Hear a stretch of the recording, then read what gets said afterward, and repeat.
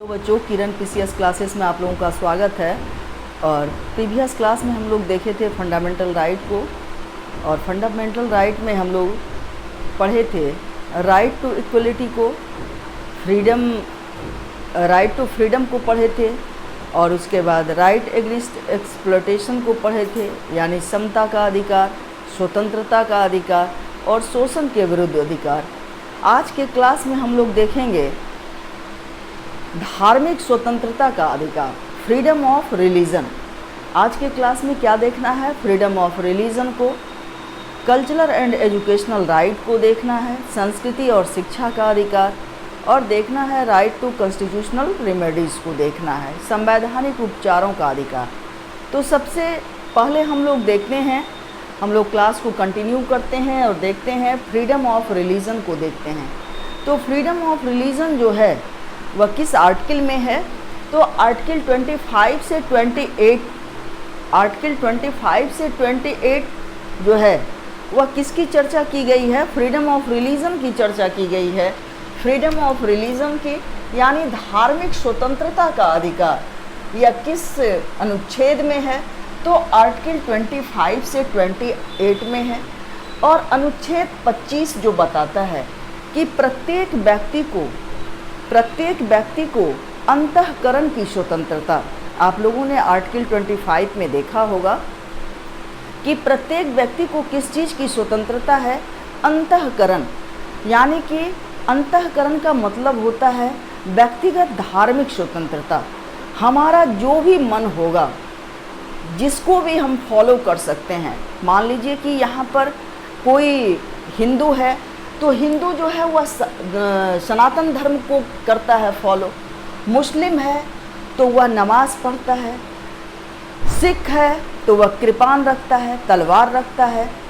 अब जैसे मान लीजिए कि बागेश्वर धाम अभी तो अब काफ़ी चर्चा में है, और वो पूरे देश में विदेश में सनातन धर्म का प्रचार करते हैं।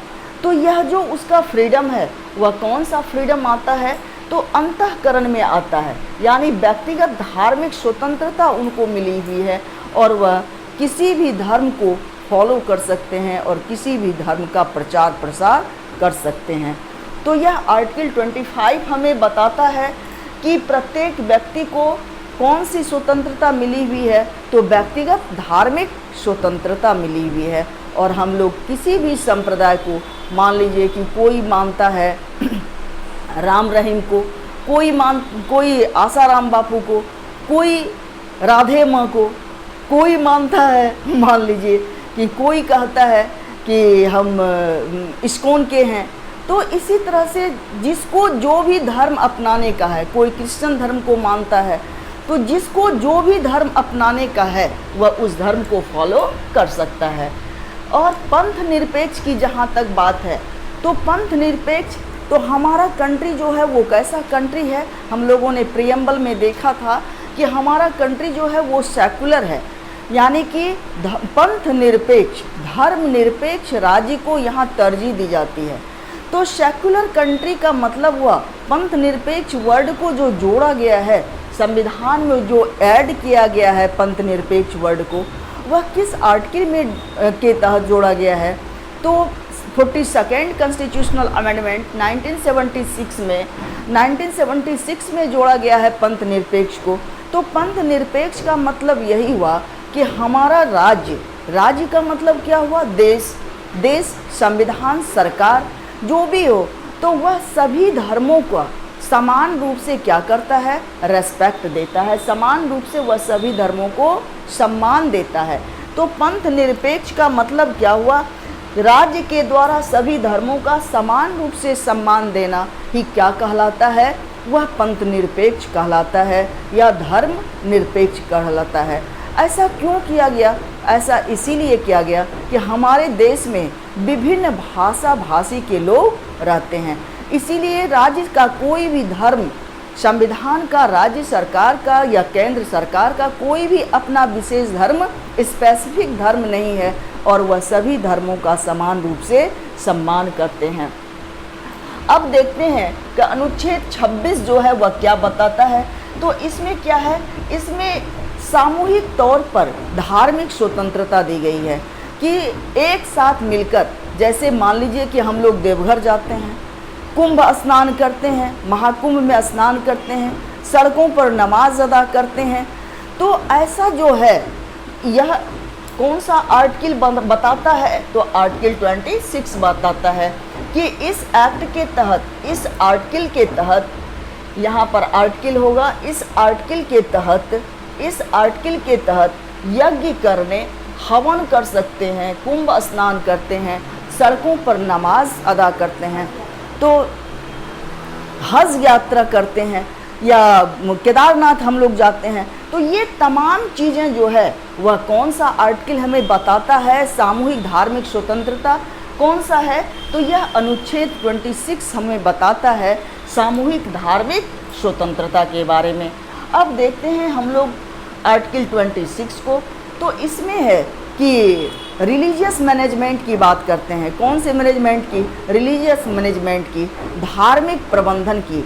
अगर हम लोग किसी भी धार्मिक कार्यों के लिए पैसे को जमा करके रखते हैं तो सरकार उस पर किसी भी प्रकार का टैक्स इम्पोज नहीं करेगी, नहीं लगाएगी। साथ ही अगर किसी भी धर्म को हमें प्रमोट करना है, उत्थान करना है, मान लीजिए कि हम लोग जैन टेम्पल बना रहे हैं, मान लीजिए कि हम लोग राधा गोविंद का टेम्पल बना रहे हैं, मान लीजिए कि हम लोग बौद्ध धर्म से संबंधित बोधि की मूर्ति बना रहे हैं, बुद्ध की मूर्ति बना रहे हैं, तो चाहे कोई भी धर्म हो, उस धर्म को प्रमोट करने के लिए किसी भी व्यक्ति विशेष पर टैक्स नहीं लगाया जाएगा, क्योंकि यह धार्मिक स्वतंत्रता है और किसी भी धर्म को प्रमोट करने के लिए उस पर दबाव नहीं डाला जाएगा। अब देखते हैं हम लोग अनुच्छेद 28 को। अनुच्छेद 28 हमें बताता है कि सरकारी धन से, यानी राज्य सरकार के द्वारा जो भी सहायता दी जाएगी, जो भी वित्तीय सहायता दी जाती है, जैसे स्कूल हुआ, कॉलेज हुआ, गवर्नमेंट कॉलेज हुआ, वहाँ पर किसी भी प्रकार का वहाँ पर धार्मिक शिक्षा नहीं दी जाएगी।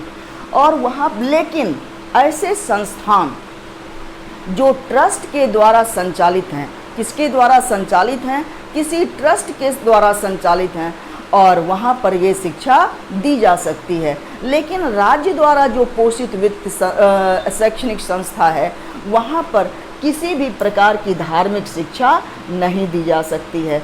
तो फ्रीडम ऑफ रिलीजन में हम लोग क्या क्या देखे? फ्रीडम ऑफ रिलीजन में देखे आर्टिकल 25 में अंतःकरण की स्वतंत्रता, 26 में देखे सामूहिक धार्मिक स्वतंत्रता, 27 में देखे हम लोग रिलीजियस मैनेजमेंट को, और 28 में देखे कि सरकार द्वारा पोषित संस्थान में धार्मिक शिक्षा नहीं दी जाएगी। तो अब हम लोग देखते हैं आर्टिकल 29 और 30 को, कल्चरल एंड एजुकेशनल राइट को देखते हैं। तो कल्चरल, संस्कृति और शिक्षा का अधिकार आर्टिकल 29 और 30 में है, संस्कृति और शिक्षा का अधिकार। इसमें क्या है कि भारतीय राज्य क्षेत्र में रहने वाले, चाहे वह देश के किसी भी भाग में हों, और अगर उसको किसी भी बहुसंख्यक समुदाय के बीच पढ़ाई करने में हेजिटेशन होता है, तो यह माइनॉरिटीज़ को अधिकार दिया गया है कि वह अपनी संस्कृति, लिपि और शिक्षा को बचाने के लिए, संरक्षित करने के लिए वह क्या करेगा? तो वह अपने विशिष्ट भाषा और लिपि को बचाने के लिए वह संरक्षित करने का उसको अधिकार होगा। यह आर्टिकल 29 बताता है। अब देखते हैं हम लोग आर्टिकल 30 को। इसमें है अल्पसंख्यकों को अपने पसंद का शिक्षण संस्थान खोलने का अधिकार होगा। अगर कोई भी अल्पसंख्यक कोई भी संस्थान को खोलना चाह रहा है, या बहुसंख्यक भी शैक्षणिक संस्थान को खोलना चाह रहा है, तो सरकार के द्वारा उससे लोन या आर्थिक सहायता प्रोवाइड की जा सकती है, और वह उस पैसे से क्या करेगा? वह एजुकेशनल संस्थान को इस्टेबल कर सकता है। तो ये आपका आर्टिकल 29 और 30 हुआ। अब देखते हैं हम आर्टिकल 31 को। आर्टिकल 31 इसमें क्या था? तो इसको निरसित कर दिया गया है। आर्टिकल 31 को संविधान से हटा दिया गया है, और इसकी व्यवस्था, हटाने का मतलब सिर्फ 31 आर्टिकल से हटा दिया गया है। और इसको कहाँ पर रखा गया है, इसकी व्यवस्था जो की गई है वह आर्टिकल 300A में की गई है। तो इसमें किस संपत्ति की चर्चा की गई है, तो इसमें पैतृक संपत्ति की चर्चा की गई है आर्टिकल 31 में। और आर्टिकल 31 और आर्टिकल 19(1)(f), आर्टिकल 19(1)(f) में अर्जित संपत्ति, और आर्टिकल 31 में जो है वह कौन सी संपत्ति है, तो पैतृक संपत्ति की चर्चा की गई है। और ये पैतृक संपत्ति और अर्जित संपत्ति, इस दोनों को हटाकर इसकी कहाँ व्यवस्था की गई है, तो आर्टिकल 300A में की गई है। और इसको फंडामेंटल राइट के श्रेणी से इसीलिए हटाया गया है कि फंडामेंटल राइट जो है इसको सरकार रिमूवल नहीं कर सकती, लेकिन कानूनी अधिकार, क्योंकि संपत्ति का अधिकार जो है वह कौन सा अधिकार है, यह लीगल अधिकार है, यह कानूनी अधिकार है। और अगर सार्वजनिक चीज़ों के लिए सरकार की अगर इच्छा होगी कि उसकी संपत्ति को सीज किया जा सकता है तो वह ऐसा कर सकती है। इसीलिए मौलिक अधिकार की श्रेणी से राइट टू प्रॉपर्टी को हटा करके कौन सा अधिकार बना दिया गया, तो इसको लीगल राइट बना दिया गया। और किस पार्ट में रखा गया, तो पार्ट 12 में रखा गया है। तो ये आप लोगों का फ्रीडम ऑफ रिलीजन और एजुकेशनल एंड कल्चरल राइट पर चर्चा किए। अब हम लोग सबसे लास्ट जो है right to constitutional remedies, right to constitutional remedies जो है वह किस आर्टिकल में है, तो राइट टू कॉन्स्टिट्यूशनल रेमेडीज जो है वह आर्टिकल 32 से 35 में है। तो 32 और 35 कॉन्स्टिट्यूशनल राइट इसको क्यों कहा गया, कॉन्स्टिट्यूशनल राइट इसीलिए कहा गया कि अगर हमारे जितने भी मौलिक अधिकार मिले हुए हैं और उस मौलिक अधिकार से कोई हमको क्या करता है, उसका हनन करता है, चाहे कोई संस्था हो, चाहे कोई व्यक्ति हो, अगर वह हमारे मौलिक अधिकार को देने से रोकता है तो हम लोग कहाँ जा सकते हैं, तो हम लोग सीधे कोर्ट की शरण ले सकते हैं, चाहे वह सुप्रीम कोर्ट हो, चाहे वह हाई कोर्ट हो। सुप्रीम कोर्ट आर्टिकल 32 के तहत और हाई कोर्ट आर्टिकल 226 के तहत हम लोग कहाँ जाएंगे, अपने मौलिक अधिकार की रक्षा करने के लिए हम लोग कहाँ जाएंगे, तो कोर्ट की शरण लेंगे। और कोर्ट जो है हमारे मौलिक अधिकारों की रक्षा के लिए कितने प्रकार का रिट इशू करेगी, तो वह 5 प्रकार के रिट को इशू करती है। और वह रिट कौन कौन सा है, तो एक है बंदी प्रत्यक्षीकरण, जिसको हम क्या कहते हैं, हैबियस कार्पस कहते हैं। क्या कहते हैं, हैबियस कार्पस कहते हैं। सेकेंड है मैंडामस, सेकेंड क्या है, मैंडामस। उसके बाद थर्ड क्या है, क्यो वारंटो है, थर्ड क्या है, क्यो वारंटो है। और उसके बाद एक है प्रोहिबिशन, प्रतिषेध जिसको कहते हैं। और नंबर सबसे लास्ट नंबर में कौन है, तो कैटोरोरी यानी उत्प्रेषण है। तो बंदी प्रत्यक्षीकरण क्या किसको कहते हैं, तो यह जो हमारा व्यक्तिगत स्वतंत्रता है उसका सबसे बड़ा रिट है। सबसे बड़ा रिट जो है वह कौन सा रिट है, तो हैबियस कार्पस का रिट है। और इस रिट के द्वारा क्या कहा जाता है कि 24 घंटे के अंदर व्यक्ति शरीर यानी खुद जाकर के कोर्ट में उपस्थित होगा।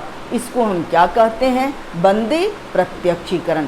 यानी बंदी बनाए जाने की अवस्था में प्रत्यक्ष रूप से हमको कहाँ पेश होना पड़ेगा, तो कोर्ट में पेश होना पड़ेगा।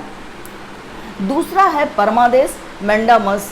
तो इसमें कौन सी बात होगी, तो ऐसे कर्मचारी जो ऊपर के अधिकारी का बात नहीं मानता है, अच्छे ढंग से काम नहीं करता है, तो पुनः जो उच्च अधिकारी है उसको दोबारा जो आदेश देते हैं अच्छे तरीके से काम करने के लिए, तो उस आदेश को हम क्या कहते हैं, उस आदेश को हम परमादेश कहते हैं।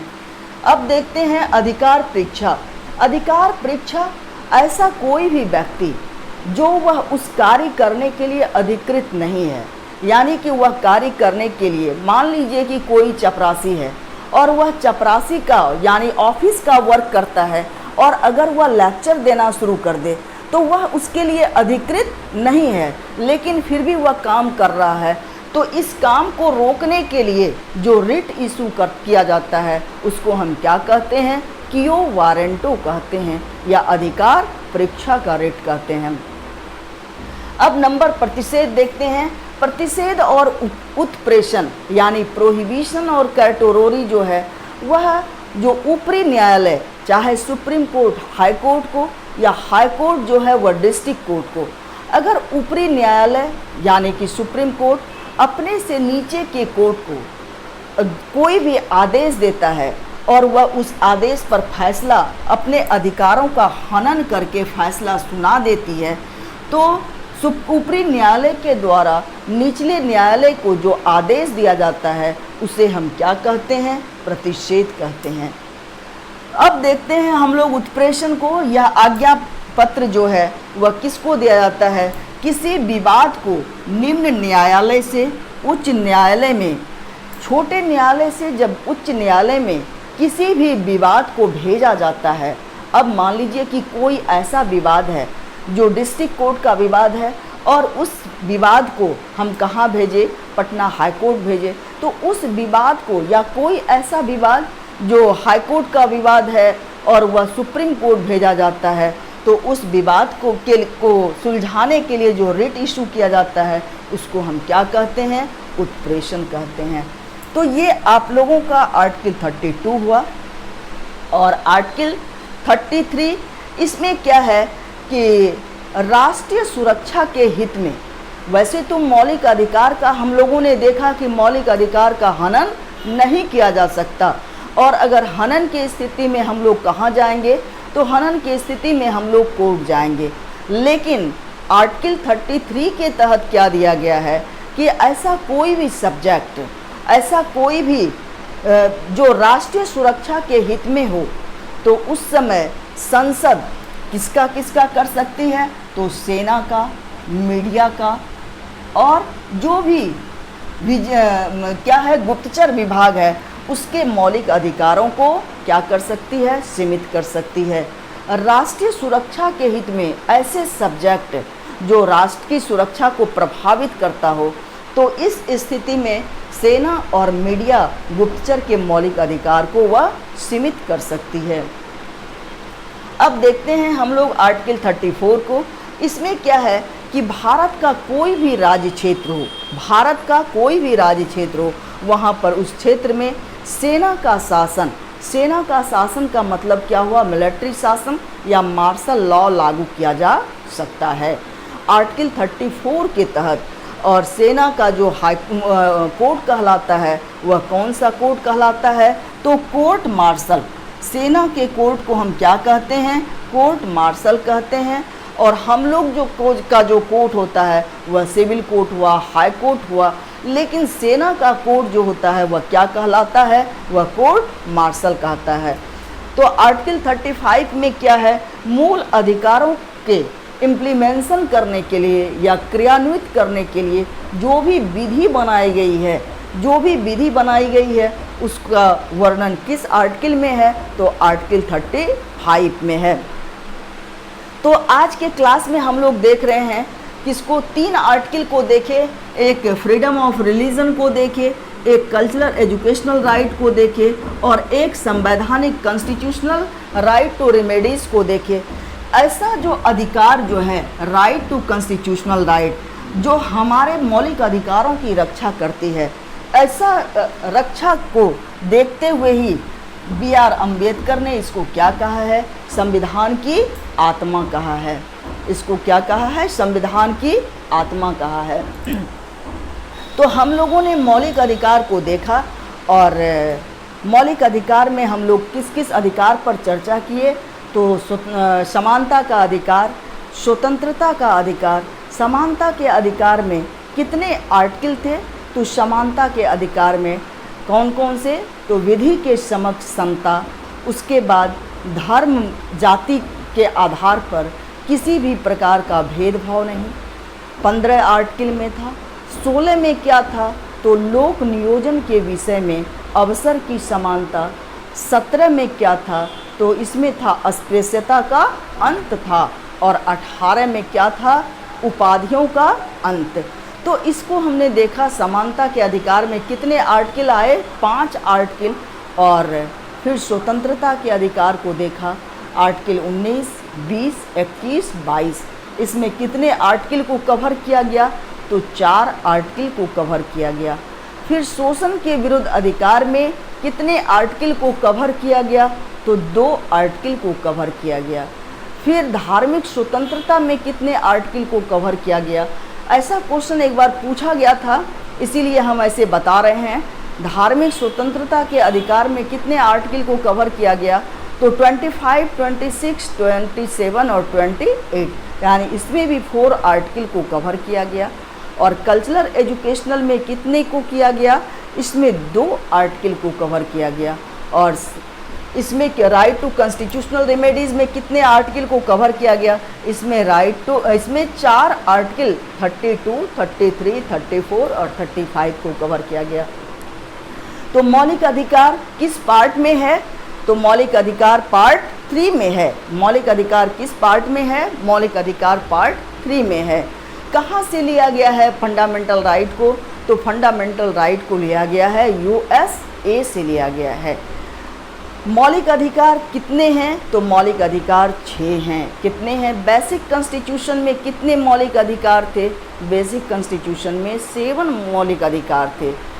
किसके द्वारा एक अधिकार को डिलीट किया गया, तो 44 कॉन्स्टिट्यूशनल अमेंडमेंट के द्वारा। कौन सा मौलिक अधिकार जो है सबसे बड़ा है, तो सबसे बड़ा मौलिक अधिकार जो है वह आर्टिकल 21 बड़ा है। सबसे बड़ा कौन सा है, 21 बड़ा है। तो 21 जो आर्टिकल है उसको सस्पेंड नहीं किया जा सकता। 20 और 21 को मौलिक अधिकार को सस्पेंड नहीं किया जा सकता है। किस में, तो आपातकाल में भी इसको सस्पेंड नहीं किया जा सकता है। तो मौलिक अधिकार में हम लोग कल के क्लास में देखेंगे कि ऐसे मौलिक अधिकार को देखेंगे जिसके पूरे की पॉइंट को, क्योंकि जितने भी चैप्टर मेरे द्वारा पढ़ाए जाएंगे आप लोगों को हम बताएंगे, तो उसका हम एक की पॉइंट देंगे। और इससे चाहे वह SI का एग्ज़ाम हो, चाहे वह PCS एग्ज़ाम हो, उससे एक भी क्वेश्चन आप लोगों का छूटेगा नहीं। और धीरे धीरे हम इसके बाद आप लोगों का मॉडर्न इंडिया और बायो का क्लास भी लेकर के आएंगे, और सारे चैप्टर के साथ हम की पॉइंट देंगे और एग्ज़ाम में आप लोग उस पर ज़्यादा से ज़्यादा समय देंगे, और वह क्लास जो है उससे एक भी क्वेश्चन आप लोगों का छूटेगा नहीं। तो SI में भी देखेंगे और किस में देखेंगे, PCS के क्लास में। तो आज के क्लास में अगर आप लोगों को अच्छा लगता हो तो आप लोग इसको ज़रूर शेयर करें, लाइक करें, सब्सक्राइब करें। धन्यवाद।